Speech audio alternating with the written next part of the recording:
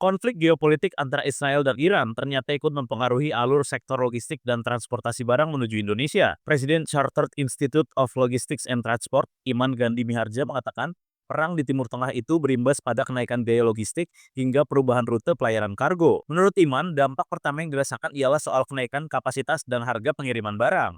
Hal itu berpotensi menurunkan daya saing produk Indonesia di pasar global. Ia menyebut Indonesia cukup aman untuk melalui masa-masa ketidakpastian geopolitik saat ini. Namun, perubahan rute pengiriman menjadi salah satu tantangan utama. Iman mengungkapkan penerbangan kargo di kawasan Timur Tengah mulai dikurangi akibat konflik bersenjata. Di sisi lain, pengiriman barang melalui jalur laut pun ikut terdampak sejak hampir setahun terakhir. Ia mengungkapkan, rute pengiriman yang sebelumnya melewati terusan Suez, kini dialihkan ke jalur bawah Afrika Selatan. Iman lantas menyarankan perusahaan logistik lebih fokus ke wilayah yang relatif aman secara geopolitik. Ia pun mendorong pelaku logistik di Indonesia untuk memperkuat jaringan intra-Asia. Itu Pak, itu boleh disampaikan lagi Pak, tadi dampaknya seperti apa sih Pak, perang Israel-Iran ini ke logistik dan port sini, terutama di Indonesia gitu Pak, atau di ASEAN? Ya, jadi kalau bicara mengenai geopolitik, seperti saya sampaikan tadi, memang traffic Indonesia dan komoditi Indonesia kan cukup unik ya.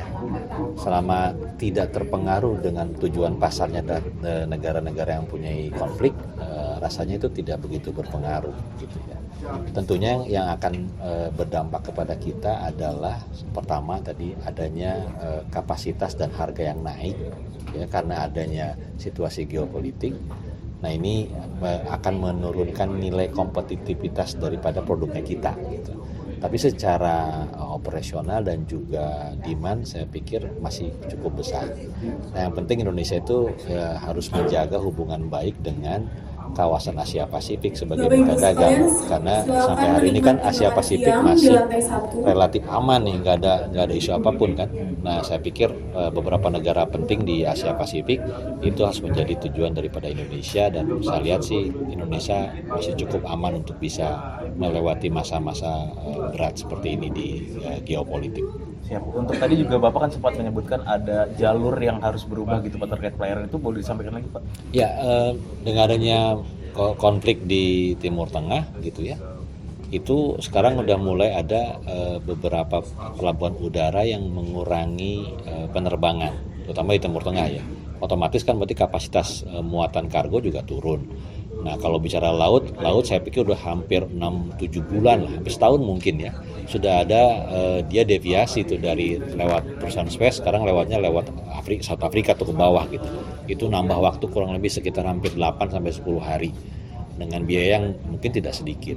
Itu sudah berjalan, sudah mengimbas ongkos uang tambang dari Indonesia ke Eropa gitu ya. Itu kurang lebih. Siap. Untuk dari atau apa Pak imbauan atau saran ini untuk mitigasi isu-isu geopolitik seperti ini, terutama bagi para perusahaan logistik ini Pak?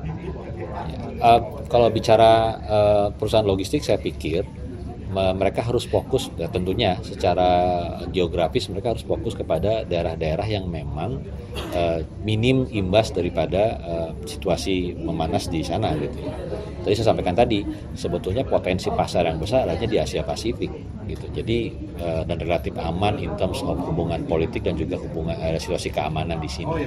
Nah itu yang paling harus di-develop oleh Indonesia gitu. Dan kita sebagai pelaku logistik sih, kita juga tetap fokus bagaimana meningkatkan traffic atau lalu lintas barang di dalam intra Asia Pasifik. Supaya apa? Supaya minim imbas daripada situasi di Timur Tengah dan juga di Eropa Timur. Download Tribun X sekarang, menghadirkan lokal menjadi Indonesia.